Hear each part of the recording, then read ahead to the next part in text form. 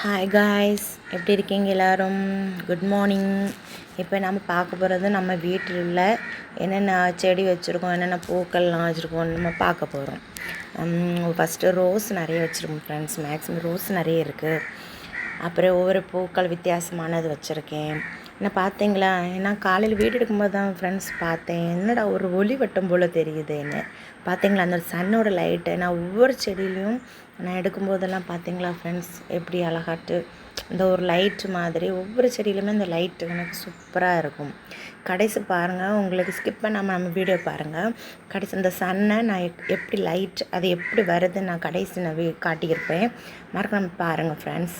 மருதாணி வச்சுருக்கிறேன். அதுக்கு பிறகு மணி பிளான்ட் நிறைய இருக்கும் ஃப்ரெண்ட்ஸ் வீட்டில்.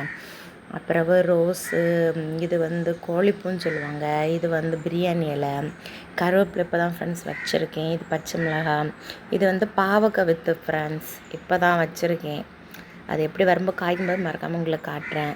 என்ன பார்த்தீங்களா ஃப்ரெண்ட்ஸ், சன்லைட்டை பாருங்கள் எப்படி சூப்பராக இருக்குல்ல, அழகாக இருக்குது பாருங்கள். லைட் அடித்தது போல் செம்மையாக இருக்குல்ல.